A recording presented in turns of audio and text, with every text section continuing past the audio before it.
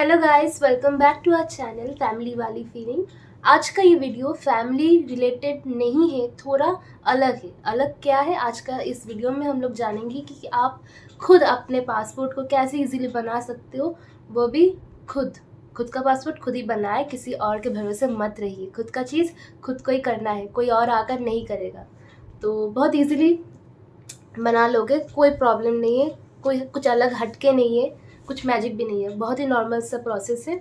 तो पहले जो मैंने किया है वो अपना ऑनलाइन रजिस्ट्रेशन पासपोर्ट के लिए, वो एक ऐप आता है एम पासपोर्ट सेवा। उसका डिस्क्रिप्शन में मैं अपना जो लिंक है पासपोर्ट ऐप का वो मैं दे दूँगी। उस ऐप को आप डाउनलोड कर लीजिएगा। वहाँ पर जो प्रोसेस है, ऐप का जो प्रोसेस मैंने इस वीडियो में ही दिया है कि ऑनलाइन आप कैसे फॉर्म फिलअप करोगे, तो उसका पूरा है लिंक। तो उसके बाद आप वहाँ पर 1500 जो अमाउंट है वो आपको फाइनल में पे करना होता है। उससे क्या होगा कि आपका जो एप्लीकेशन है अप्रूव हो जाएगा। फिर आपको जो जो आपने डिटेल्स दिया है वो तो बहुत ही इंपॉर्टेंट है, तो वो आपको बहुत ही सोच समझ कर टाइम लेकर देना होगा। उसमें हड़बड़ी मत कीजिएगा, क्योंकि वो बहुत ही क्रूशियल स्टेप है जो ऐप में आप जो फिल करोगे अपने बारे में, जो पर्सनल डिटेल्स है। उसके बाद क्या करोगे, उसके बाद आपने जो अपॉइंटमेंट वहाँ पर ऑफिस चूज़ करना पड़ता है। लास्ट में जो अमाउंट है पे करने से पहले आपको अपना नज़दीकी passport regional passport office choose करना पड़ेगा। तो आप अपने घर के पास जो सबसे है वो चूज़ कर लीजिएगा। अवेलेबल रहेगा तो बहुत ही अच्छी बात है, नहीं होगा तो दूर में करना होगा। मैं कोलकाता में रहती हूँ और मेरा घर वीआईपी रोड में है, एयरपोर्ट के पास। और जो मेरा ऑफ़िस था वो रूबी में मैंने चूज़ किया था, रूबी हॉस्पिटल के ठीक बगल में। उस ऑफ़िस का नाम था 781 आनंदपुर बिल्डिंग था उसका। उसके ग्राउंड फ्लोर में मेरा पासपोर्ट का काम था। फिर उसके बाद क्या हुआ, उसके बाद आप जब अपना एप्लीकेशन फॉर्म अपने ऐप में पूरा कंप्लीट हो जाएगा, प्रोसेस पे कर दोगे, सब कुछ कर दोगे, उसके बाद आपके अपॉइंटमेंट का डिटेल्स आएगा। वहाँ पर अपॉइंटमेंट का डेट दिया जाएगा। जो डेट है अपॉइंटमेंट का वो आप अपने हिसाब से चूज़ कर सकते हो। वो कोई मैंडेटरी प्रोसेस नहीं है, वो आप अपने हिसाब से चूज़ कर लेना कि कौन से डेट में आप जाओगे अपॉइंटमेंट के लिए। और टाइम वो लोग दे देगा, टाइम कौन से टाइम में जाना है वो लोग दे देगा, पर कहाँ पर जाना है और किस तारीख को जाना है वो आप अपने हिसाब से चूज़ कर लेना। और मैंने जो ऑनलाइन एप्लीकेशन जो फॉर्म फिलअप किया था वो 16 अप्रैल को किया था। और जो मैंने डेट जो लिया था वो था 28 अप्रैल को था। और मैंने रूबी के पास में 781 आनंदपुर नाम का जो पासपोर्ट ऑफिस है वो मैंने चूज़ किया था। तो उन लोगों ने अपॉइंटमेंट डिटेल्स में वहाँ पर टाइम मेंशन कर दिया था कि इस टाइम में आपको आ जाना है। तो टाइम था 8 मॉर्निंग का 8 AM था। तो क्या होगा, जो टाइम दिया रहेगा आप उसके ठीक 15 या आधा घंटा आगे जाना। तो क्या होगा, उस 15 आधे घंटा आगे जाने से बहुत ही ईज़ियर होता है। मुझे लगता है कि बहुत ईज़ियर होता है, बहुत स्मूथली प्रोसेस होता है। हड़बड़ी में मत जाना, टाइम लेकर जाना, ठीक है? वो बहुत इम्पोर्टेंट है, टाइम अपने हाथ में रखकर काम करना है। कुछ हड़बड़ी का यहाँ पर कुछ काम नहीं है, बहुत ही पेशेंस से टाइम लेकर करना होगा, धीरज से। और बहुत ही इंपॉर्टेंट स्टेप है ना अपने लाइफ का, इसलिए बहुत ही इंपॉर्टेंट डॉक्यूमेंट मिलने वाला है, तो कुछ भी हड़बड़ी में मत करना। वैसे भी जल्दी का काम शैतान का होता है, ठीक है? फिर उसके बाद आप जब जाएंगे तो वहाँ पर एक सिक्योरिटी गार्ड रहेगा। तो वहाँ पर अपने जो अपॉइंटमेंट डिटेल्स है उसका स्क्रीनशॉट अपने अगर ले लिया तो बहुत ही अच्छी बात है, या फिर अपने हार्ड कॉपी बना लिया, उसका प्रिंट आउट कर लिया तो वो तो और भी अच्छी बात है। तो मैंने उसका हार्ड कॉपी नहीं लिया था, मैंने सिर्फ स्क्रीनशॉट ले लिया था अपॉइंटमेंट डिटेल्स का। वो जो स्क्रीनशॉट है वो दिखाना पड़ता है सिक्योरिटी ऑफिसर, तभी वो जाकर परमिशन देगा अंदर घुसने के लिए ऑफिस में। तो मैंने दे दिया था, तो सिक्योरिटी गार्ड ने बोला ठीक है आप अंदर चले जाइए। फिर अंदर चलने के बाद आपका 3 काउंटर रहता है, counter 1, counter 2 and counter 3। Counter 1 में आप पहले जाएंगे, वहाँ पर लाइन होगा, लाइन में आप ज्वाइन करना लाइन को। फ्रेश पासपोर्ट के लिए अलग लाइन होता है, तत्काल पासपोर्ट के लिए अलग लाइन होता है। तो मेरा फ्रेश पासपोर्ट था, तो फ्रेश पासपोर्ट तत्काल होता है एक, और नॉन तत्काल एक होता है। तत्काल मतलब बहुत स्पीड में प्रोसेस होगा और बहुत जल्दी आपके हाथ में पासपोर्ट आ जाएगा, विदिन अ वीक आपके हाथ में पासपोर्ट आ जाएगा। जिन लोगों को जल्दी होता है किसी काम से या फिर अर्जेंसी होता है किसी काम के लिए बाहर जाना ही पड़ेगा, बहुत अर्जेंट है, वो लोग तत्काल पासपोर्ट बनाते हैं। उसका पेमेंट भी जो होता है, जो फ़ीस होता है वो भी ज़्यादा होता है। और नॉर्मल फ्रेश पासपोर्ट के लिए जो विदिन 20 डेज़ या 20 डेज़ के अंदर आ जाता है, 2 वीक्स और 20 डेज़ के अंदर आपके हाथ में आएगा, उसका पेमेंट होता है 1500 सिर्फ। बस आपको एडिशनल कुछ भी देने की ज़रूरत नहीं, सिर्फ 1500 जो आपने ऐप में दिया है, ऑनलाइन पेमेंट किया है, वही बस, और कुछ एडिशनल फ़ीस नहीं है। उसके बाद आप जाएंगे काउंटर 1 में। काउंटर 1 में अब पासपोर्ट का और एक मेन चीज़ है, ज़्यादा कुछ कॉम्प्लेक्स नहीं है, सिंपल चीज़ है। एक है ECR कैटेगरी और एक है नॉन ECR कैटेगरी। ECR का मतलब क्या है, ECR और नॉन ECR का मतलब क्या है, उसमें डिफरेंस क्या है? मेन डिफरेंस ये है कि ECR का जो फुल फॉर्म है, उसका फुल फॉर्म मैं पहले बता देती हूँ, इमिग्रेंट चेक रिक्वायर्ड। और नॉन ECR मतलब नॉन इमिग्रेंट चेक रिक्वायर्ड, मतलब उसको इमिग्रेंट चेक की ज़रूरत नहीं है नॉन ECR को, और ECR को ज़रूरत है इमिग्रेंट चेक की। इमिग्रेंट मतलब जब भी आप अपने देश से बाहर जाओगे, वहाँ पर आपको एक अलग से अलग कैटेगरी में लेकर जाएंगे वो लोग, और आपका चेक होगा। अगर आपका ECR पासपोर्ट बनेगा तो, अगर आपका ECR पासपोर्ट है तो आपका अलग से इमिग्रेंट चेक होगा, उसमें स्टैम्प होगा कि अप्रूव्ड चेक हो गया है, तब ही जाकर आप बाहर, इंडिया के बाहर जा सकते हो। अगर आपका नॉन ECR पासपोर्ट है तो आपका ये सब अलग से कोई भी झमेला नहीं होगा, अलग से कहीं भी आपको नहीं ले जाया जाएगा, और कोई भी चेक नहीं होगा अलग से। नॉर्मल स्मूथ होता है वो ज़्यादा, और ECR वाले में थोड़ा प्रॉब्लम होता है, जब आप बाहर जाते हो तो अलग से चेक करना पड़ता है। तो ECR नॉन ECR किन लोगों को करना चाहिए? जिन लोगों के पास 10th का मार्कशीट, 10th का सर्टिफिकेट अवेलेबल नहीं है, या फिर 10th उन लोगों ने क्वालिफाई नहीं किया है, क्लास 10th के बारे में बात कर रही हूँ, तो उन लोगों को ECR पासपोर्ट बनाना पड़ेगा। वो लोग नॉन ECR पासपोर्ट के लिए अप्लाई नहीं कर सकते हैं। और जो लोगों के पास 10th का, सिर्फ 10th का, यहाँ पर 12th की कोई बात नहीं है, सिर्फ 10th का लगता है, जिन लोगों के पास 10th का मार्कशीट और 10th का सर्टिफिकेट है, तो वो लोग नॉन ECR पासपोर्ट ईजिली बना सकते हैं। तो मेरा था नॉन ECR पासपोर्ट, क्योंकि मेरे पास 10th का सब कुछ था, मार्कशीट और सर्टिफिकेट वगैरह। तो पहले जाकर आपको आपने ऐप में अपना पर्सनल वेरिफिकेशन के लिए जो डॉक्यूमेंट दिया है, डॉक्यूमेंट नंबर जो दिया है, जैसे वोटर ID कार्ड हो गया, या फिर आपका क्या होता है, बोलिए ना, याद नहीं आ रहा है, हाँ पैन कार्ड हो गया, वोटर ID कार्ड हो गया, या फिर आपका पासबुक का नंबर, या फिर आधार कार्ड का नंबर जो आपने फिल किया है ऐप, ऑनलाइन ऐप में, उसका ओरिजिनल आपको लेकर जाना ही होगा। साथ ही साथ 2 फोटोकॉपी। अभी मैं जो जो बोलूँगी डॉक्यूमेंट्स, उसका हर एक डॉक्यूमेंट का 2-2 फोटोकॉपी और ओरिजिनल आपको लेकर जाना ही है। मैंने अपना आधार कार्ड लेकर गई थी, आधार कार्ड की 2 फोटोकॉपी, उसके साथ ही 10th की मार्कशीट और 10th का सर्टिफिकेट का 2 फोटोकॉपी, और आपका एक पासपोर्ट साइज़ फ़ोटो जो कि वाइट बैकग्राउंड में होना चाहिए, कोई कलर बैकग्राउंड नहीं। और जो ड्रेस होगा वो कुछ भी ड्रेस हो सकता है, मेरा स्कूल यूनिफॉर्म का था, वो कुछ भी हो सकता है, पर बैकग्राउंड वाइट मैंडेटरी है, तो वाइट बैकग्राउंड में होना चाहिए पासपोर्ट साइज़ का फ़ोटो, वो ले लीजिएगा। वो ज़रूरत होता भी है, कुछ कुछ ऑफ़िस में ले देखता है जो फ़ोटो, कुछ कुछ ऑफ़िस में नहीं देखता है। मेरे जो ऑफ़िस था वहाँ पर फ़ोटो की कोई ज़रूरत ही नहीं थी, फिर भी मैं ले गई थी प्रिकॉशन के लिए। फिर जाने के बाद काउंटर 1 में आपको उसका हर एक जो डॉक्यूमेंट है, उसका हर एक फ़ोटोकॉपी देना पड़ता है और एक ओरिजिनल। काउंटर 1 में मैंने आधार कार्ड का ओरिजिनल दिया, आधार कार्ड का फ़ोटोकॉपी दिया, 10th का मार्कशीट और सर्टिफिकेट का ओरिजिनल दिया, उसका फ़ोटोकॉपी भी एक-एक करके दे दिया।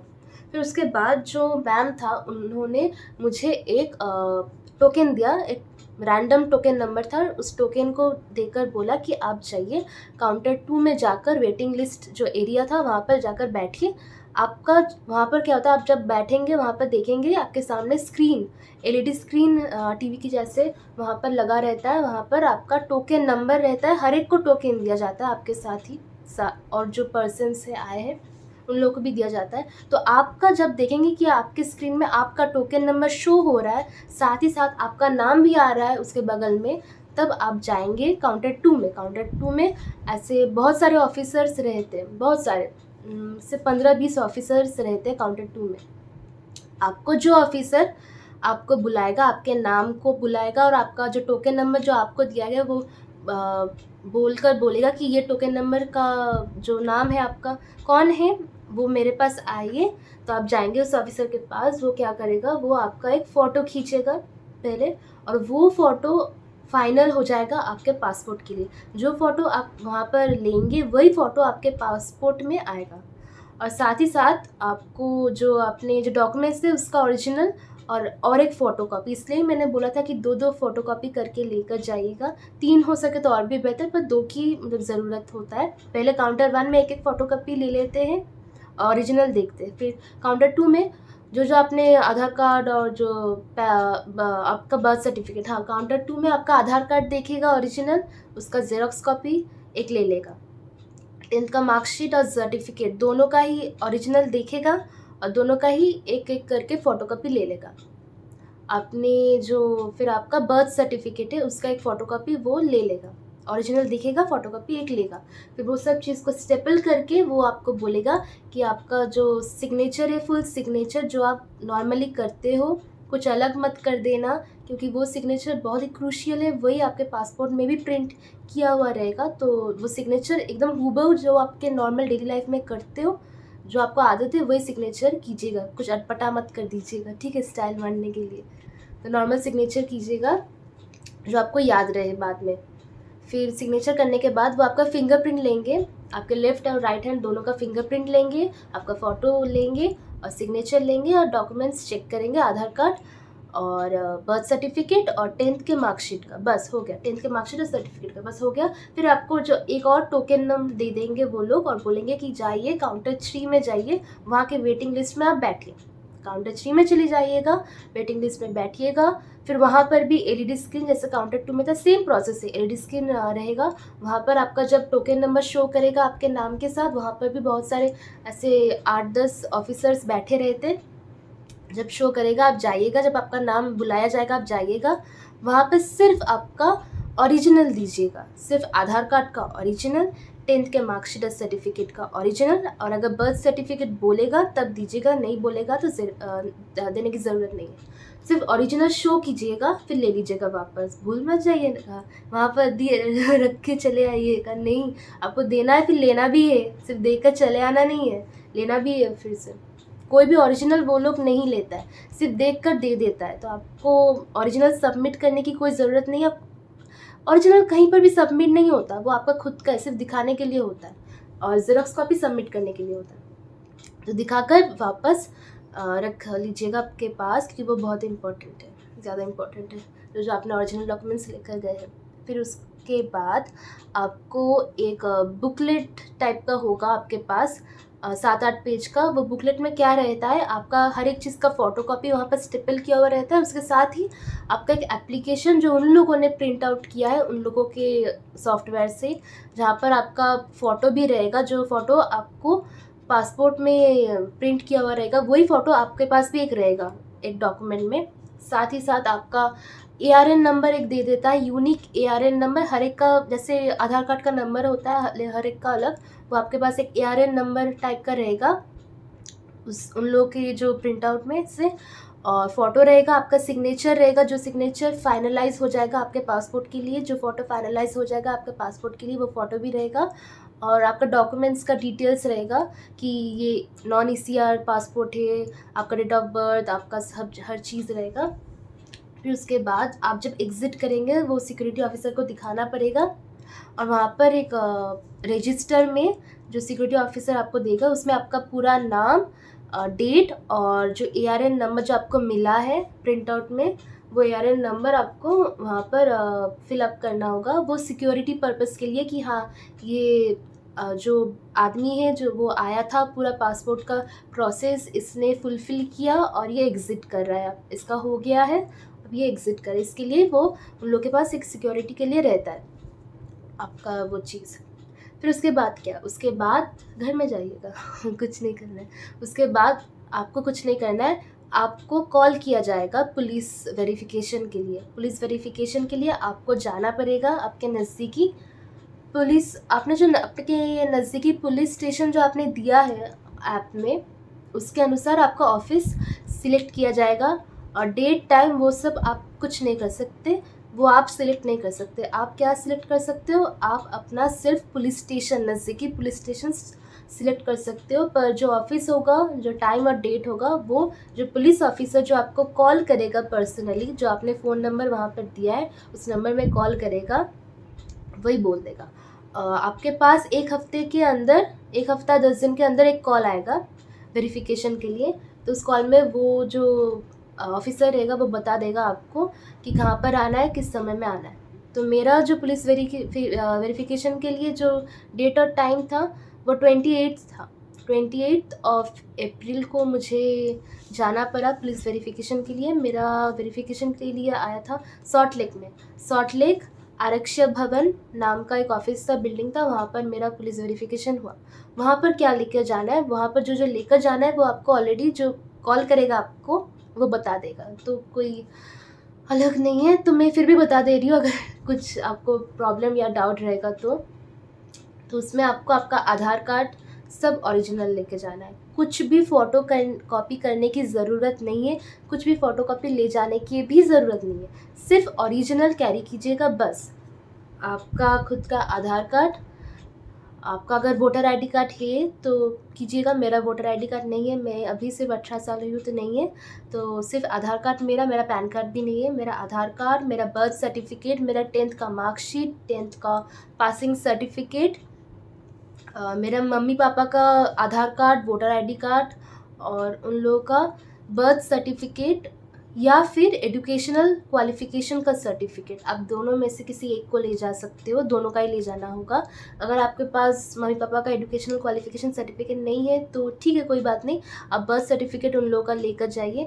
अगर बर्थ सर्टिफिकेट नहीं है पर क्वालिफ़िकेशन सर्टिफिकेट है तो किसी एक को आपको लेकर जाना ही है। वो मम्मी पापा का क्या शो करता है कि हाँ ये तुम्हारे ही मम्मी पापा हैं, ठीक है, वो शो करता है कि ये तुम्हारे पेरेंट्स हैं, तुम्हारे गार्जियन हैं। इसलिए एजुकेशनल सर्टिफिकेट या फिर बर्थ सर्टिफिकेट मम्मी पापा का, और ख़ुद का तो सब लेकर जाना है जो मैंने अभी बोला।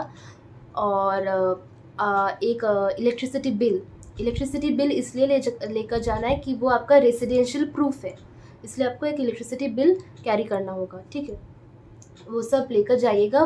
वहाँ पर एक ऑफिसर रहेगा जो टाइम बोल देगा। मेरे लिए मेरा जो था 4 मई को मेरा ये था आपका आरक्षक भवन में पुलिस वेरिफिकेशन था। 8 बजे, सुबह 8 बजे था। वहाँ पर मैं पहुँच गई। वहाँ पर 1 घंटा लगा, 1-1.5 घंटा लगेगा, उससे ज़्यादा कुछ नहीं लगेगा। वहाँ पर एक ऑफिसर था, उन लोगों ने सिर्फ एक ही था, उन्होंने सिर्फ क्या किया, चेक किया जो ओरिजिनल डॉक्यूमेंट्स वो हर एक करके बोला। फिर वहाँ पर एक फ़ोटो भी आपका खींचा जाएगा, जो डॉक्यूमेंट्स आपने शो किया है उसका एक फ़ोटो खींचकर वो लोग एक PDF बनाएंगे और सेंड कर देंगे अथॉरिटी को कि हाँ ये बंदा ठीक है, कुछ मिलावट नहीं है, पूरा ग्रीन कार्ड शो कर देगा। तो उससे क्या होगा, जो अथॉरिटी को शो करेगा कि हाँ ये ठीक है, इसका हो गया प्रोसेस कंप्लीट, अथॉरिटी से आपका जो पासपोर्ट है वो फाइनली डिस्पैच हो जाएगा, ठीक है। आपके घर के मतलब आपने जो एड्रेस दिया है उस एड्रेस में आपका वो पासपोर्ट आ जाएगा। 1 हफ्ता लगता है, 1 हफ्ता 10 दिन लगेगा, उसके अंदर ही आपका पासपोर्ट आपके हाथ में आ जाएगा। तो आज 11 तारीख है, 11 मई, और आज ही मेरा पासपोर्ट आया है मेरे घर में। ये रहा, मैंने अनबॉक्सिंग भी नहीं किया है, तो देखते हैं। अभी आपके सामने करती हूँ।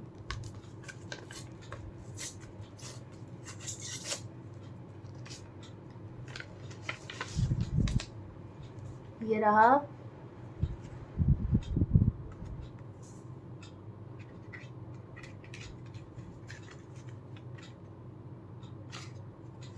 बस सब तो कुछ नहीं है, सारा जीवन है इसे भरने के लिए, ठीक है। तो मेरा आ गया पासपोर्ट फाइनली, और तो ये इसका प्रूफ है कि जो मैंने बोला वो स्मूथली हो जाएगा और आपके पास भी आपका पासपोर्ट आपके हाथ में आ जाएगा। बस हो गया, bye bye.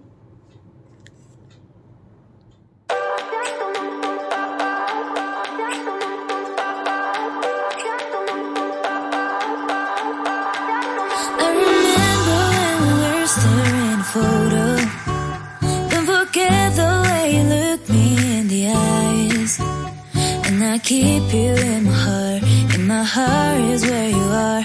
I still think of you. I want you coming back. I remember when we were staring at a photo.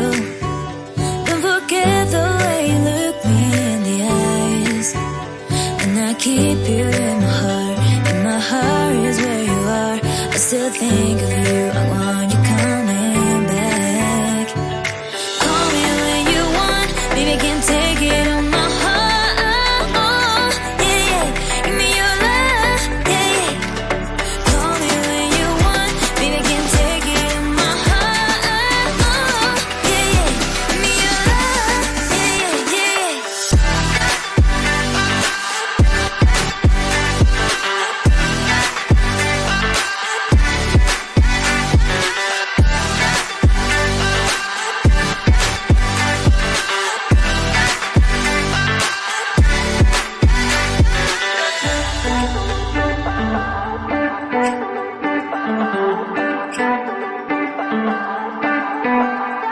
I remember when we were staring at a photo. Don't forget the way you look me in the eyes. And I keep you in my heart. And my heart is where you are. I still think of you. I want you coming back. I remember when we were staring at a photo. Don't forget the way you look me in the eyes. And I keep you in my heart. And my heart is where you are. I still think